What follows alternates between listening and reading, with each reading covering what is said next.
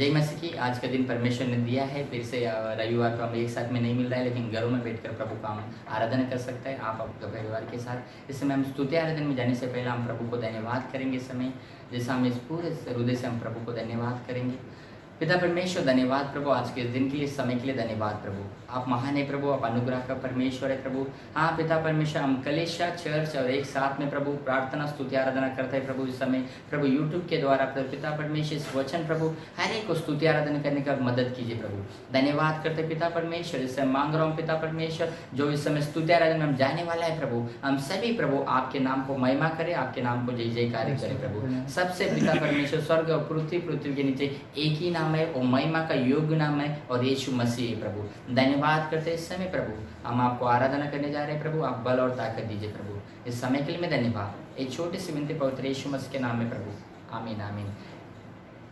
इस समय हम स्तुति आराधना टीम को, कृपा की टीम को हम स्वागत करेंगे इस समय।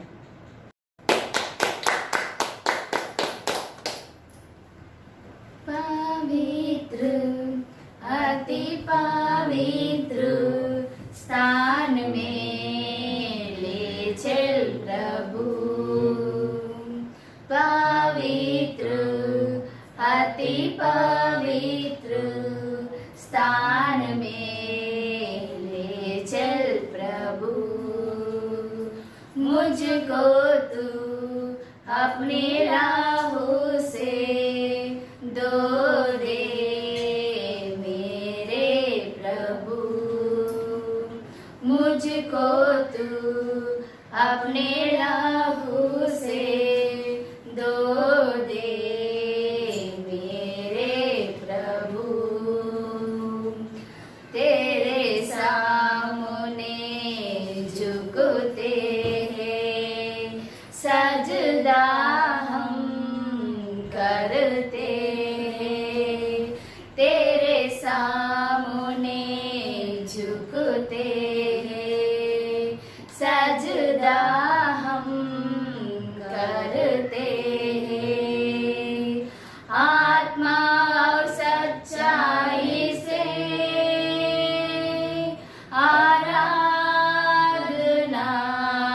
करते हैं। आत्मा और सच्चाई से आराधना करते हैं। पवित्र, अति पवित्र स्थान में ले चल प्रभु। पवित्र, अति पवित्र स्थान में ले चल प्रभु।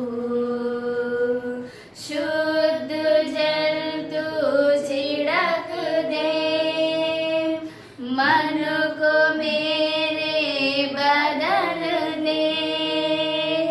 प्रार्थना है हमारी, आत्मा से तू भर दे। शुद्ध जल तू छिड़क दे, मन को मेरे बदल दे। प्रार्थना है हमारी, आत्मा से तू भर दे। तेरे सामने झुकते हैं, सजदा हम करते हैं। तेरे सामने झुकते हैं, सजदा हम करते हैं। आत्मा और सच्चाई से आराधना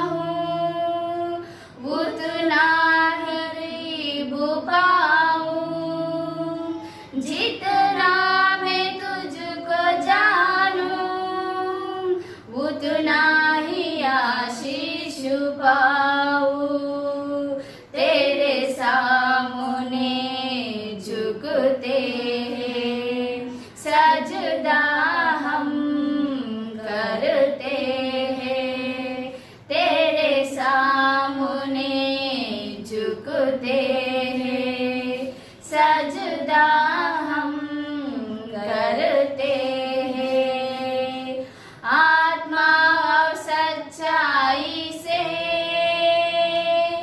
आराधना करते हैं, आत्मा और सच्चाई से आराधना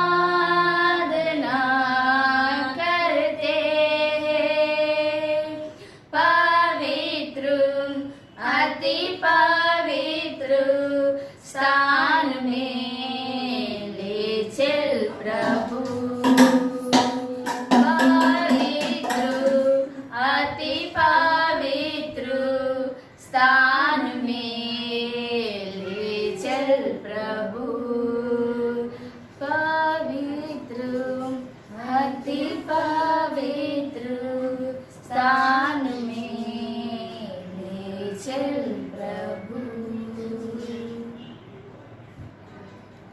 धन्यवाद पिता परमेश्वर, इस सुंदर समय आपका हाथ में सौंपता हूँ पिता परमेश्वर।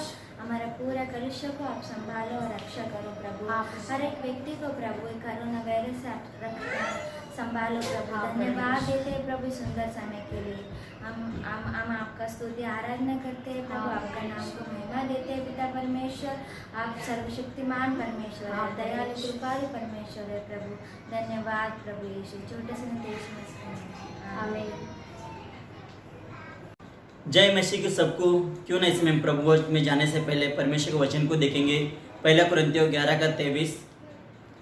क्योंकि ये बात मुझे प्रभु से पहुंची और मैंने तुम्हें भी पहुंचा दी कि प्रभु यीशु ने जिस रात वह पकड़वा गया रोटी ली और धन्यवाद करके उसे तोड़ी और कहा, ये मेरी देह है जो तुम्हारे लिए है, मेरे स्मरण के लिए यही किया करो।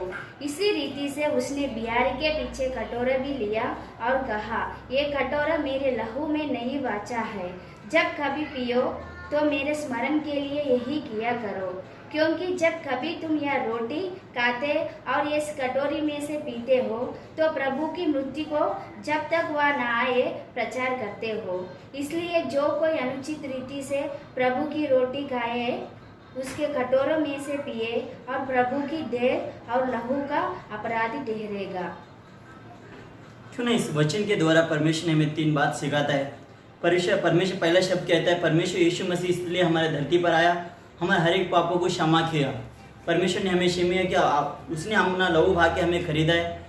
परमेश्वर का जो प्रभु भोज मतलब ये प्रसाद नहीं है, परमेश्वर का शरीर हमारे लिए तोड़ा गया। वो द्राक्ष रस जो है परमेश्वर का लहू है, हमें हर एक पापों से शुद्ध करता है। हमने जो भी गुनाह किया, परमेश्वर बोलते हैं अपने आप को जांचने के लिए हमें क्षमा मांगना जरूरी है। हम हफ्ते भर में महीने में जो भी गलती किया परमेश्वर हम क्षमा मांगेंगे, इस समय हम प्रभु भोज में भाग लेंगे।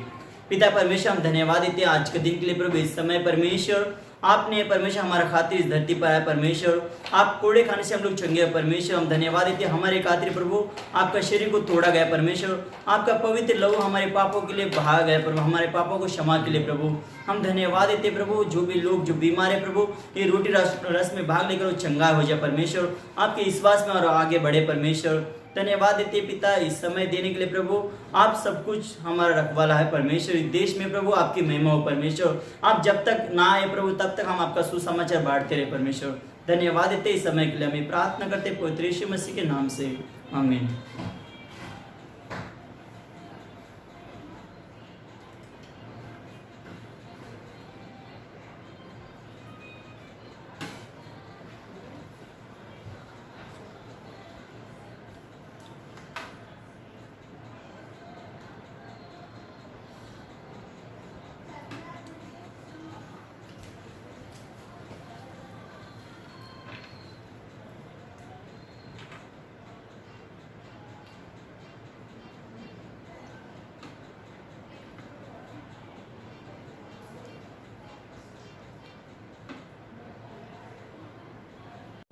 जय मसीह की। फिर से आप सभी से बात करने के लिए परमेश्वर के वचन आपके बीच में लाने का मौका मिला। धन्यवाद प्रभु को धन्यवाद करता हूँ इस समय जिस तरीके से मैं शास्त्र पढ़ रहा था कि परमेश्वर मेरे से बातें किया है और मेरे शास्त्र में देखता है पुराना करार से मैं आज आपके बीच में एक अद्भुत कहानी और अच्छी कहानी लेके आना चाह रहा हूँ। इस समय परमेश्वर जो मेरे से बातें किया है और वो कहानी जो है नबूकदनेस्सर राजा, उस राजा जो है पूरी तरीका से बेबीलोन के देश में सबसे ज्यादा अमीर व्यक्ति था और उसका नाम छिन्न व्यक्ति था। पूरे देश के लोग उसके बातें सुनता था और उसको धन्यवाद कर रहा था, उसका आज्ञा मानता था। वो नबूकदनेस्सर जो राजा था वो बेबीलोन के प्रांत में वो देखता है वहां पर एक मूर्ति खड़ा है कर रहा है, खुद की मूर्ति, वो सोने का मूर्ति खड़ा कर रहा है और उसकी जो है उसकी लंबाई देखता है हम लोग यहाँ पर शास्त्र में लिखता है।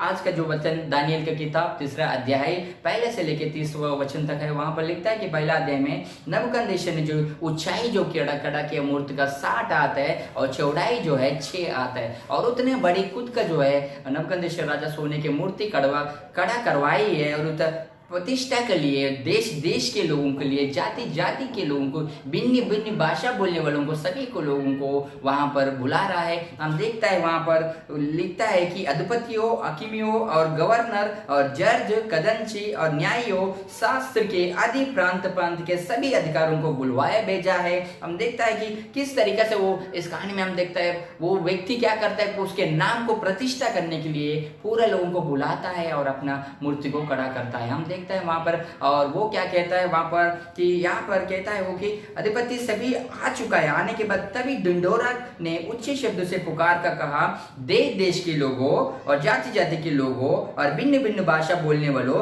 तुम यह आज्ञा सुनाई जाती है कि जब यहाँ पर क्या कह रहा है, यहाँ पर जिस समय नरसिंगा और बांसुरी और वीणा और सारंगी, सिताई, शहनाई आदि सब प्रकार की बाजों का शब्द सुने, तुम उसी समय गिर कर उस नबूकदनेस्सर जो मूर्ति जो बनाया सोने का उसको दंडवत करना है। हम देखते हैं वहां पर कि पूरे देश के लोग इकट्ठा हो गया है, बड़े बड़े अधिकारी लोग इकट्ठा हो गया, सभी लोग वहां पर इकट्ठा होकर उसके सामने खड़ा हो गया है और वो जिस तरीके से पूरे ढिंढोरा पूरे देश में फैलाता है बेबीलोन के प्रांत में, हम देखता है वहां पर सभी लोग इकट्ठा हो गया है और जिस तरीके से उस प्रतिष्ठा के लिए ये हो गया और जिस तरीके से शब्द पुकारने लगा, जिस तरीके से वो बाजा बजाने लगा तो लोग सभी गिरकर दंडवत करने लगता है, पूरे देश उसके सामने दंडवत करने लगता है। लेकिन यहाँ पर एक बात देखना है कि वहां पर तो लोग जो है इस कहानी में हम देखता है कि परमेश्वर के वचन में वो देख रहे हैं लोग जो है दंडवत करने के लिए कर दिया है, लेकिन वहां पर जो है आपको याद है हम देखता है इस समय यरूशलेम से 3 यहूदी जो है, आपको याद होगा कहानी दानियल का जो साथीदार जो है वो 3 था, वो जो व्यक्ति जो था उस व्यक्ति लोग क्या हो गया वहां पर कि दंडवत नहीं करता है। इसलिए हम 8वां पद में देखता है उस समय कई एक कसदी पुरुष जो राजा के पास आया, एक कपट यहूदी को चुंगली खाई है और कहता है, ए नबूकदनेस्सर राजा तू चिरंजीव रहे, तू अच्छा रहे, लेकिन एक बात हमें ये देखना है, तेरे देवताओं को और तेरे मूर्ति को यहूदी से जो आया हुआ 3 व्यक्ति जो है वो दंडवत नहीं करता है। उनके नाम जो है शद्रक, मेशक, अबेदनगो जो 3 जो व्यक्ति है वो जो व्यक्ति लोग है आपको दंडवत नहीं करता है, आपका आज्ञा को नहीं मानता है। उस समय में राजा जो है गुस्सा क्रोध में आया है और जलजलाहट के साथ में उनको बुलाया है और देखता है उसके पास आने के बाद राजा ने वहां पर उनको खड़ा करके पूछने लगा कि क्यों तुम दंडवत नहीं करता है। तो वहां पर फिर से और एक मौका नबूकदनेस्सर जो राजा है उस तरीके से हम देखता है उस राजा के सामने खड़ा कर दिया और राजा बोलता है मैं फिर से तुमको मौका देता हूँ, शायद आप भूल गया होगा लेकिन फिर भी आपको दंडवत करने का मौका देता हूँ। शद्रक मेशक ने जो वहां पर देखता है वो दंडवत नहीं करता है, लेकिन वहां पर कुछ वो लोग कहता है राजा से। 17 वचन देखेंगे हम लोग, 17-18 वचन में समय। हमारा परमेश्वर जिसकी हम उपासना करते हैं वह हमको उस धधकते हुए भट्टे की आग से बचाने की शक्ति रखता है, वरन हे राजा वह हमें तेरे हाथों से भी छुड़ा सकता है, परंतु यदि नहीं तो हे राजा तुझे मालूम हो कि हम लोग तेरे देवताओं की उपासना नहीं करेंगे और ना तेरी खड़ी कराए हुए सोने की मूर्त को दंडवत करेंगे। हालेलुया। अद्भुत तरीके से हम यहाँ पर देखता है कि वो लोग दंडवत नहीं करेंगे, क्योंकि वो सच्चा परमेश्वर, जीवित और जिंदा परमेश्वर यीशु मसीह का आराधना करता है। यहाँ पर जिस परमेश्वर का हम उपासना करता है वो हमको बचाएगा, इस तरीके से यहाँ पर देखता है। दोस्तों आप सोचिए, इतना बड़ा उनके पास कह रहा है, जो आज्ञा नहीं मानेगा, किसका? राजा का आज्ञा नहीं मानेगा, उनको क्या करना है? उस आग का भट्टी में डाला जाएगा। उस आग का भट्टी जो है, उस समय उस आग का भट्टी ऐसा होता था कि जो लोहा को भी पिघलने का जैसा उतना गर्म रहता था। और कहता है कि वो वहां पर लोग तीनों नहीं माना, शद्रक मेशक अबेदनगो तीनों आज्ञा नहीं माना, और राजा ने उनके जो लोग सैनिक, जो उसके अच्छा जो एकदम तंदुरुस्त व्यक्ति को बोलता है, लोगों को बांध के लेके जाके उस आग में डालो, क्योंकि ये जो है आज्ञा नहीं मानना है, मेरे देवता को उपासना नहीं कर रहा और मेरे मूर्ति को दंडवत नहीं करता है। उनको लेके गया है, हम देखते हैं उस आग के भट्टी में डाला है, लेकिन डालने से पहले एक और भी कहता है वहां पर, उसको 7 गुना ज्यादा करो। जिस तरीके से अभी आग जल रहा है उसको 7 गुना अधिक जलाओ। इस पूरे विषय में देखिए वहां पर किस तरीका से वो आग को ज्यादा किया, फिर भी वहां पर खड़ा हो गया वो लोग, और तीनों को बांध के, जो डालने वाला व्यक्ति, वो लोग तीनों को अंदर तो डाल दिया, लेकिन डालने वाला व्यक्ति जो है गर्म से ही उसी जगह पे वो मर जाता है, लेकिन 3 व्यक्ति उस आग में डाल दिया जाता है। दोस्तों आज सोचिए, कठिन जिंदा रहना आपके लिए, रहना राजा का देवता को उपासना करना या आराधना करना और सोने का मूर्ति को दंडवत करना, नहीं तो आपको मरना है, ऐसा आपके पास आएगा तो आप क्या करेंगे? इतना बड़ा संघर्ष, इतना बड़ा कठिन मौत के समय राजा का मूर्ति को दंडवत करना है और राजा का देवताओं को पूजना है, आराधना करना है, नहीं तो तुम मरेंगे। कौन सा चुनाव करेंगे आपके पास ऐसा आएगा तो? किस तरीके से आप सोच रहे इस समय?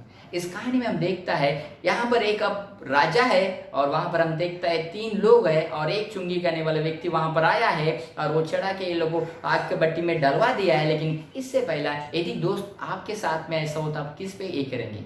सोचिए एक बार। आप परमेश्वर आपको यहाँ पर कह रहा है कि आप क्या करेंगे दोस्तों, या ऐसा आपके साथ होता, राजा के बात मानेंगे या कौन लेगा बड़ी मुसीबत या दुश्मनी? क्या सोचते हो इस समय?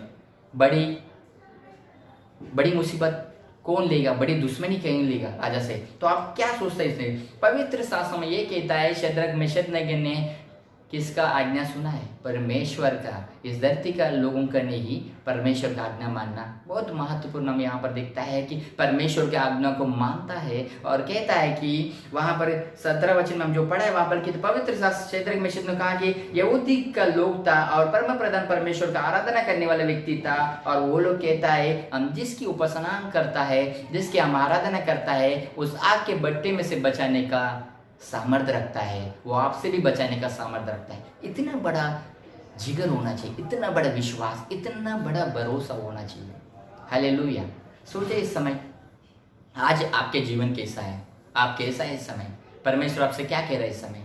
क्या आप इस समय इस कोरोना वायरस से कॉम्प्रोमाइज हो रहा है या और कोई अन्य परिस्थिति से आप नीचे आ रहे हैं इस समय?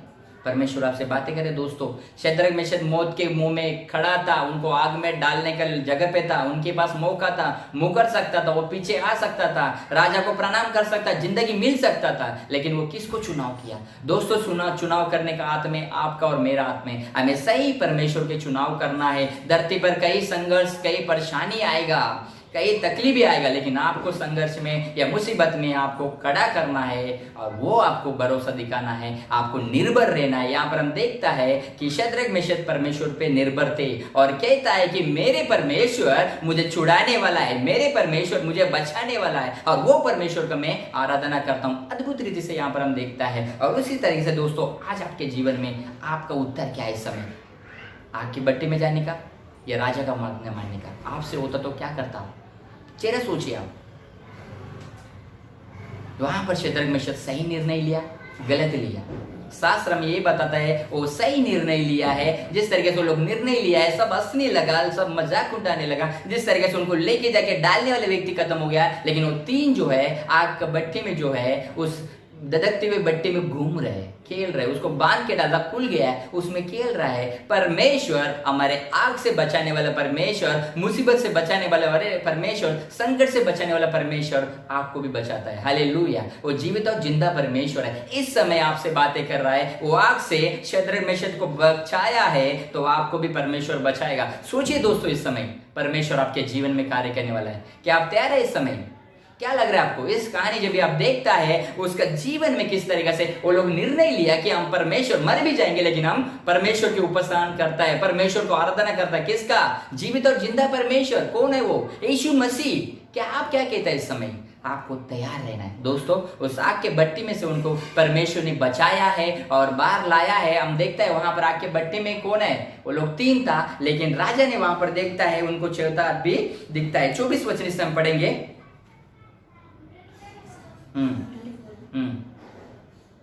तब नबूकदनेस्सर राजा अचंभित हुआ और घबराकर उठ खड़ा हुआ और अपने मंत्रियों से पूछने लगा, क्या हमने उस आग के बीच 3 ही पुरुष बंधे हुए नहीं डलवाए? उन्होंने राजा को उत्तर दिया, हाँ राजा, सच बात है।